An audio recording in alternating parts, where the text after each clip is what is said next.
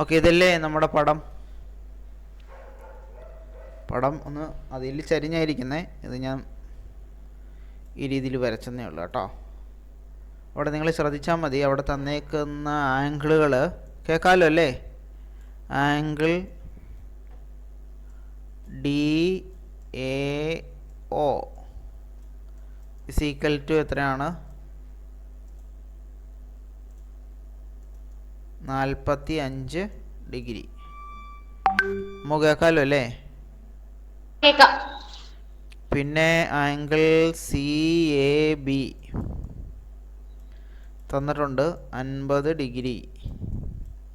പിന്നെ തന്നേക്കുന്ന angle DBA അത് 30 degree. ഇത്രയാണ് ചോദ്യത്തിൽ തന്നേക്കുന്നത്.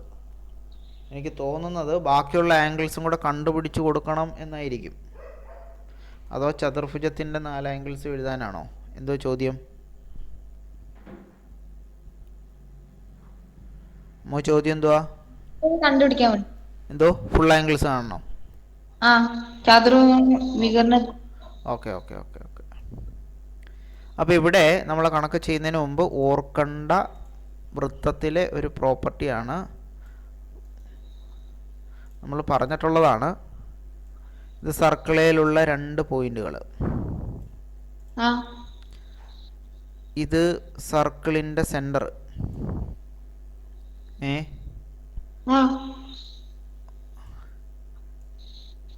ഇതിങ്ങനെ കൂട്ടി യോജിപ്പിച്ചാൽ കേന്ദ്രകോണാവും. ഇവിടുന്നൊരു എന്തുവായിരുന്നു മുട്ടി വരയ്ക്കുന്ന വരയുടെ പേരെന്തുവായിരുന്നു? ഞാൻ കേട്ടോ. ഞാണെന്നുണ്ടെന്ന് സങ്കല്പിച്ചാൽ മതി. അപ്പോൾ ഇത് കേന്ദ്രകോണാണ്. പിന്നെ നമ്മൾ നോക്കേണ്ടത് ഈ പോയിന്റിൽ നിന്ന് തുടങ്ങി സർക്കിളിൽ ചെന്ന് മുട്ടി തിരിച്ച് അതേ ഞാണിൻ്റെ മറ്റേ അറ്റത്തെ ഈ പോയിന്റിൽ തന്നെ വരണം കേട്ടോ. ഇതേ പോയിന്റിൽ തുടങ്ങി സർക്കിളിൽ മുട്ടി തിരിച്ച് വന്ന് അതേ പോയിന്റിൽ മുട്ടണം. അങ്ങനെയാണെങ്കിൽ ഈ കിടക്കുന്ന ആംഗിളിൻ്റെ നേരെ പകുതിയായിരിക്കും ഇത് കേട്ടോ. ഇവിടെ എക്സ് ആണെങ്കിൽ ഇവിടെ എക്സിൻ്റെ പകുതിയായിരിക്കും. പിടികിട്ടിയോ?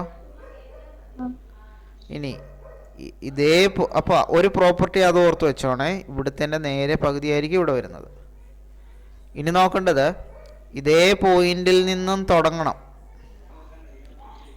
സർക്കിളിൽ ചെന്ന് മുട്ടി എന്നിട്ട് തിരിച്ച് ഈ ഞാണിൻ്റെ അതേ മറ്റേ അറ്റത്ത് വന്ന് മുട്ടണം. അതായത് ഇപ്പോൾ ഞാനിവിടെ എ എന്ന് കൊടുത്താൽ എയിൽ നിന്ന് തന്നെ തുടങ്ങി തിരിച്ച് എവിടെ വന്ന് നിൽക്കണം? ബിയിൽ വന്ന് നിൽക്കണം കേട്ടോ. അങ്ങനെയാണെങ്കിൽ ഈ ആംഗിളും സെയിം ആയിരിക്കും. ആ 2 പ്രോപ്പർട്ടീസ് നിങ്ങൾക്ക് മനസ്സിലാവണം. എങ്കിലേ ഈ കണക്ക് പെട്ടെന്ന് ചെയ്യാൻ പറ്റും. ഒന്ന് ഞാൻ പറഞ്ഞത് ഇത് സർക്കിളിലുള്ള 2 പോയിൻ്റാണെന്ന് പറഞ്ഞു. ഇവിടെ ഒരു ഞാണുണ്ടെന്ന് സങ്കല്പിക്കാൻ പറഞ്ഞു. ഈ ഞാണിൻ്റെ ഒരറ്റത്ത് നിന്നും സർക്കിളിലേക്ക് പോയി സർക്കിളിലുള്ളൊരു പോയിന്റിൽ മുട്ടിയിട്ട് ഞാണിൻ്റെ മറ്റേ അറ്റത്തേക്ക് പോകുന്നു. അപ്പോൾ ഇവിടെ ഒരു ആംഗിൾ ഉണ്ടാകുമല്ലോ. ഈ ആംഗിൾ തന്നെ ആയിരിക്കും ഈ പോയിന്റിൽ നിന്ന് ഇനി എത്ര കണ്ടോ ഇവിടെ ചെന്ന് മുട്ടി തിരിച്ച് ഇവിടെ വരുന്നതും, ഇവിടുന്ന് മുട്ടി ഇവിടെ വരുന്നതും, ഇവിടുന്ന് മുട്ടി ഇവിടെ വരുന്നതും കണ്ടോ. ഇങ്ങനെ എത്ര ആംഗിൾസ് ഇവിടെ വന്നാലും ഇതെല്ലാം എന്തായിരിക്കും? സെയിം ആയിരിക്കും കണ്ടോ. ക്ലിയർ ആണോ? ഒന്ന് ഈ കേന്ദ്രകോണിൻ്റെ പകുതിയായിരിക്കും ഇവിടെ കിടക്കുന്നത്. പിന്നെ ഇതേ പോയിന്റിൽ തുടങ്ങി സർക്കിളെ മുട്ടി തിരിച്ച് മറ്റേ പോയിന്റിൽ വരുന്ന എല്ലാ ആംഗിൾസും സെയിം ആയിരിക്കും കേട്ടോ. ഒരേ ആംഗിൾ ആയിരിക്കും, തുല്യമായിരിക്കും. എന്തോ? പറയാം എത്ര വേണേലും പറയാം. ഒന്നാമത്തെ പ്രോപ്പർട്ടി നമ്മൾ പഠിക്കേണ്ടത് 2 പ്രോപ്പർട്ടി ഉള്ളതിൽ ഒരു ഞാൻ അപ്പം ഞാൻ എന്ത് ചെയ്യും? സർക്കിളിലുള്ള ഏതെങ്കിലും രണ്ട് പോയിന്റുകളെ തമ്മിൽ കൂട്ടിമുട്ടിക്കുന്നതാണ് ഞാൻ. ഈ പോയിന്റിൽ നിന്ന് കേന്ദ്രത്തിലേക്ക്, വൃത്തത്തിൻ്റെ കേന്ദ്രത്തിലേക്ക് പോകുന്നു, തിരിച്ച് ഞാണിൻ്റെ മറ്റേ അറ്റത്ത് വന്ന് മുട്ടുന്നു. അപ്പോൾ ഇവിടെ ഒരു കേന്ദ്രകോണം ഉണ്ടാകും. എന്നിട്ട് ഇതേ ഞാണിൻ്റെ ഈ അറ്റത്തു നിന്ന് തുടങ്ങി സർക്കിളിലുള്ള പോയിന്റിൽ ചെന്ന് മുട്ടി തിരിച്ച് ഞാണിൻ്റെ മറ്റേ അറ്റത്ത് വരുമ്പോൾ ഈ കേന്ദ്രകോണിൻ്റെ നേരെ പകുതിയായിരിക്കും ഇവിടെ കിടക്കുന്നത്. കേട്ടോ? ഇവിടെ എക്സ് ആണെങ്കിൽ ഇത് x/2. ഒന്നാമത്തെ പ്രോപ്പർട്ടി അതാണ്. രണ്ടാമത് ഓർത്തിരിക്കേണ്ടത്, ഇതേപോലെ ഒരു ഞാണുണ്ടെന്ന് കരുതുക. ഈ ഞാണിൻ്റെ ഒരറ്റത്തു നിന്ന് തുടങ്ങി സർക്കിളിൽ ചെന്ന് മുട്ടി എന്നിട്ട് ഞാണിൻ്റെ മറ്റേ അറ്റത്ത് പോകുന്നു. ഓക്കെ, ക്ലിയർ ആണോ? അപ്പോൾ ഇവിടെ ഒരു ആംഗിൾ ഉണ്ടാകുമല്ലോ, അതിനെ ഞാൻ എ എന്ന് വിളിക്കുവാണ്. ഈ എ ആംഗിളിന് തുല്യമാണ് ഇതേ പോയിന്റിൽ നിന്ന്, ഞാണിൻ്റെ ഇതേ പോയിന്റിൽ നിന്ന് തുടങ്ങി സർക്കിളിൽ ചെന്ന് മുട്ടി തിരിച്ച് ഞാണിൻ്റെ മറ്റേ പോയിന്റിൽ ചെന്ന് മുട്ടുന്ന ഇവിടെ ഉണ്ടാക്കുന്ന ആംഗിളും എ തന്നെയായിരിക്കും. അതേപോലെയാണ് ഇനി എത്ര ഈ രണ്ട് പോയിന്റുകളെ കണക്ട് ചെയ്ത് വരയ്ക്കുന്ന എല്ലാ ആംഗിൾസും സെയിം ആയിരിക്കും. അതാണ് ഞാൻ പറഞ്ഞത്. പക്ഷെ നോക്കേണ്ടത് ഈ പോയിന്റും ഈ പോയിന്റും തന്നെ ഒരു പോയിന്റ് തുടങ്ങി മറ്റേ പോയിന്റ് വന്ന് അവസാനിക്കുന്നുണ്ടോ എന്ന് മാത്രം നോക്കിയാൽ മതി. ആ രണ്ട് പ്രോപ്പർട്ടി വെച്ചാൽ അറിഞ്ഞിരുന്നാൽ ഈ കണക്ക് വളരെ ഈസി ആയിട്ട് ചെയ്യാം. ഇനി ഞാൻ ചെയ്യാൻ പോവാണേ. ചെയ്ത് കഴിഞ്ഞിട്ട് ഞാൻ പറഞ്ഞുതരാം. ഇവിടെ 45 ആയതുകൊണ്ട് ഇവിടെ 45. ഓക്കെ, ഇവിടെ 30 ആയതുകൊണ്ട് താണ്ടത് ഇവിടെ 30. ഓക്കെ, ഇവിടെ 50 ആയതുകൊണ്ട് ഇവിടെ 50. ഓക്കെ, ക്ലിയർ ആണോ? ഓക്കെ, ഇനി നോക്കേണ്ടത് ഇത് ചക്രീയ ചതുർഭുജം ആയതുകൊണ്ട്, അതും കൂടെ കയറി വരുന്നുണ്ട് ഇതിലെ. ചക്രീയ ചതുർഭുജം ആയതുകൊണ്ട് എന്തുണ്ടാവും? ഓപ്പോസിറ്റ് ആംഗിൾസിൻ്റെ സം എപ്പോഴും 180 ഡിഗ്രി ആയിരിക്കും. അതുകൊണ്ട് ഞാൻ ഇത് തമ്മിൽ കൂട്ടുമ്പോൾ 75 കിട്ടും. 45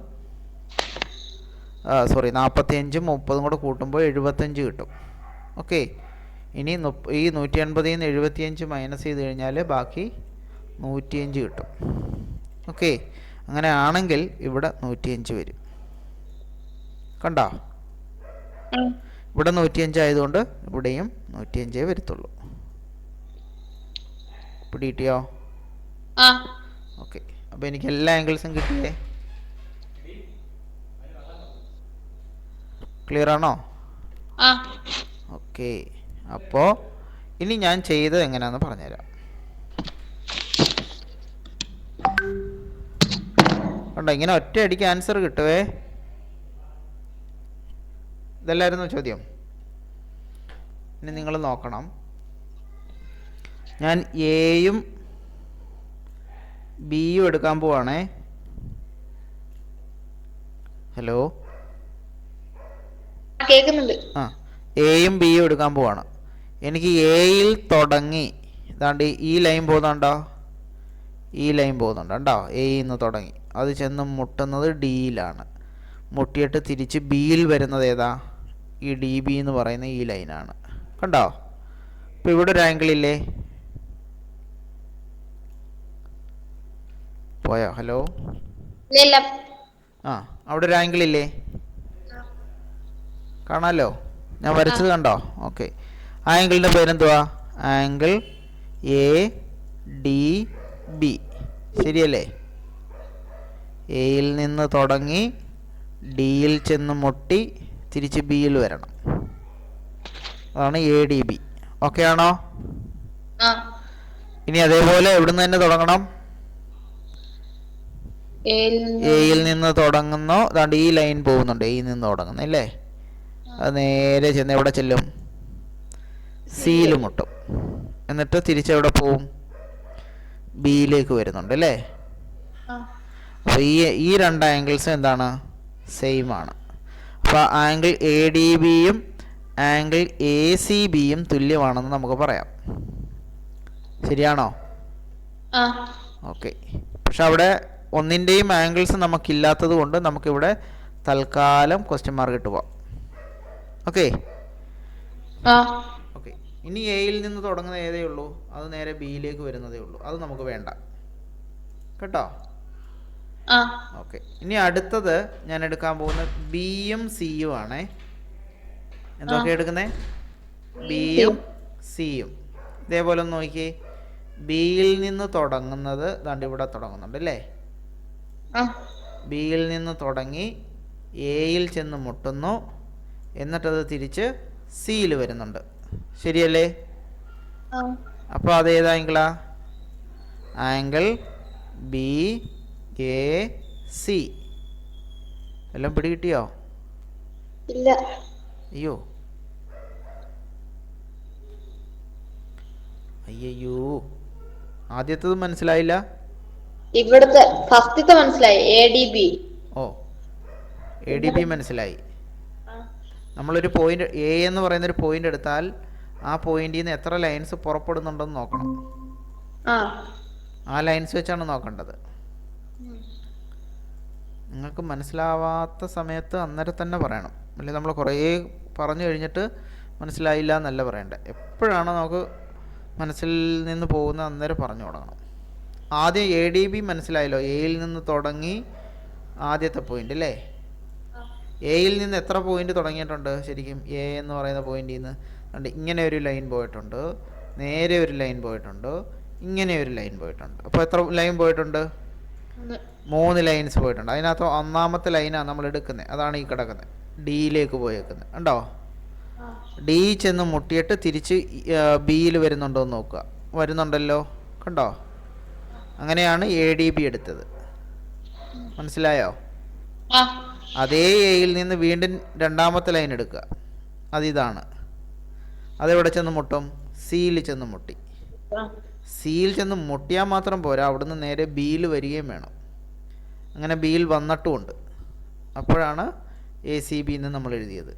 അത് തമ്മിൽ തുല്യമാണെന്ന് പറഞ്ഞത്. പിടികിട്ടിയോ? ഇനി അടുത്തത് മൂന്നാമത്തെ ലൈൻ അല്ലേ. 3 ലൈൻസ് അല്ലേ എയിൽ നിന്ന് പോകുന്നത്. അപ്പോൾ അങ്ങനെ മൂന്നാമത്തെ ലൈൻ എടുത്തു. പക്ഷെ ആ മൂന്നാമത്തെ ലൈൻ നേരെ എവിടെയാ പോയത്? ബിയിൽ പോയി. അതുകൊണ്ട് അത് എടുക്കണ്ട. പിടികിട്ടിയോ? ക്ലിയർ ആണോ? ഓക്കെ. അതേപോലെ ഇനി അടുത്ത് എടുക്കാൻ പോകുന്നത് ഞാൻ 2 പോയിന്റ്സ് ആണ്, ബിയും സിയും. അപ്പോൾ ഇനി ബി നോക്കുക. ബിയിൽ നിന്ന് എത്ര ലൈൻസ് പോയിട്ടുണ്ട്? നോക്കുതാണ്ട് ഇങ്ങനെയാണ് പോയേക്കുന്നത് അല്ലേ. അതിലും ഉണ്ട് 3 ലൈൻസ്. ശരിയല്ലേ? ബിയിൽ നിന്ന് പോകുന്നതാണ്ട് ഇവിടെ ഒരെണ്ണം, ഇവിടെ ഒരെണ്ണം, ഇവിടെ ഒരെണ്ണം.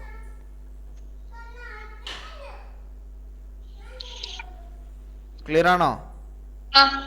ഓക്കെ. അങ്ങനെയാണെങ്കിൽ ബിയിൽ നിന്ന് ദാണ്ട് ആദ്യത്തെ ഈ ലൈൻ എടുക്കാൻ പോവാണേ. ഉണ്ടോ? എയിലേക്ക് പോകുന്നു. ബിയിൽ നിന്ന് എ ചെല്ലുന്നു. എ ചെന്നാൽ മാത്രം മതിയോ? അല്ല, തിരിച്ചെവിടെ ചെല്ലണം? മനസ്സിലാവുന്നില്ലേ? എല്ലാവരും മനസ്സിലാവുന്നില്ല. ഇത് ബി എന്ന് വിചാരിക്കൂ, ഇത് സി എന്നും വിചാരിക്കൂ. ഈ പടം മനസ്സിലായാൽ എളുപ്പമാണ് കേട്ടോ. എന്നിട്ട് ബി ഇവിടെ ഒരു എ കിടപ്പുണ്ട്, പിന്നെ മുകളിലൊരു ഡി കിടപ്പുണ്ട്. ഓക്കെ. ഇനി ഞാൻ വരയ്ക്കാൻ പോകുന്നത് നോക്കണം. ബിയിൽ നിന്ന് തുടങ്ങുന്നു, എയിൽ ചെല്ലുന്നു, എന്നിട്ട് തിരിച്ച് സിയിലേക്ക് വരുന്നു. നോക്കൂ, അങ്ങനെ ഒരെണ്ണം ഉണ്ടോയെന്നുണ്ടോ? ബിയിൽ ചെല്ലുന്നു, എയിൽ ചെല്ലുന്നു, സിയിൽ വരുന്നു. ശരിയല്ലേ? ഇത് മനസ്സിലായോ വരച്ചത്? അപ്പോൾ ഇവിടെ ഒരു ആംഗിൾ ഉണ്ട്. ഓക്കെ. ഇനി അതുപോലെ വീണ്ടും ഞാൻ ബിയിൽ നിന്ന് വരയ്ക്കാൻ പോവാം. ഇനി എങ്ങോട്ടേ വരയ്ക്കാൻ പറ്റത്തുള്ളൂ? ഡിയിലേക്ക് വരയ്ക്കാൻ പറ്റത്തുള്ളൂ. ഡിയിൽ ചെന്നിട്ട് തിരിച്ച് വീണ്ടും സിയിൽ വരുന്നു. അങ്ങനെയും ഒരു ലൈൻ ഉണ്ട് ഇതിനകത്ത്, കണ്ടോ? B D C. ശരിയല്ലേ? പിടികിട്ടിയോ? പിടികിട്ടി. എ ബി സി ഡി ഇങ്ങനെ 4 പോയിന്റ്സ് സർക്കിളിലുണ്ട്. നമ്മളിപ്പോൾ തുടങ്ങാൻ പോകുന്നത് ബിയും സിയും വെച്ചിട്ടാണ്. അപ്പോൾ ബിയിൽ നിന്ന് തുടങ്ങി എയിൽ ചെന്ന് സിയിൽ അവസാനിക്കുന്ന ഒരു ആംഗിൾ കിട്ടും. അതേപോലെ ബിയിൽ നിന്നും തുടങ്ങി ഡിയിൽ ചെന്ന് മുട്ടിയിട്ട് സിയിൽ അവസാനിക്കുന്ന ഒരു ആംഗിളും കിട്ടും. ആ ഈ രണ്ട് ആംഗിൾസും തുല്യമാണ്. അപ്പോൾ നമുക്ക് പറയാൻ പറ്റുന്നത് ആംഗിൾ ബി എ സിയും ആംഗിൾ ബി ഡി സിയും തുല്യമാണ് കേട്ടോ. ഇതിനകത്ത് ഏതെങ്കിലും ഒരു ആംഗിളിൻ്റെ തന്നിട്ടുണ്ട്. അതുകൊണ്ട് ബി എ സി 50 ഡിഗ്രിയാണ് തന്നിട്ടുണ്ട്. അതുകൊണ്ട് നമുക്ക് പറയാം ഇത് രണ്ടും എത്ര ഡിഗ്രിയാണ്? 50 50 ഡിഗ്രി. ഡിഗ്രിയാണ്. പിടികിട്ടിയോ? ആ ഇനി അതേപോലെ തന്നെ നമുക്ക് അപ്പം നമ്മൾ എ ബി ചെയ്തു, അടുത്തത് ബി സി ചെയ്തു. ഇനി ഏത് ചെയ്യാം? സി ഡി ചെയ്യാം കേട്ടോ.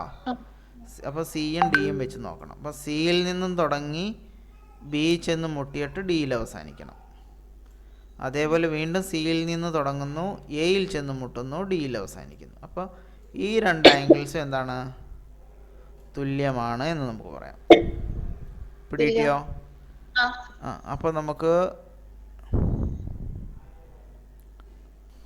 ആംഗിൾ എ അല്ലല്ലോ C A D is equal to angle C B D ഇങ്ങനെ എഴുതാം. എത്ര ഡിഗ്രിയാ? ചോദ്യത്തിൽ കാണുമല്ലോ, സി എ ഡി 45 ഡിഗ്രി ഉണ്ട്. അപ്പോൾ അത് രണ്ടും 45 ഡിഗ്രിയാണെന്ന് പറയാം. കണ്ടോ? ഇനി നമുക്ക് പറയാൻ പറ്റുന്നത്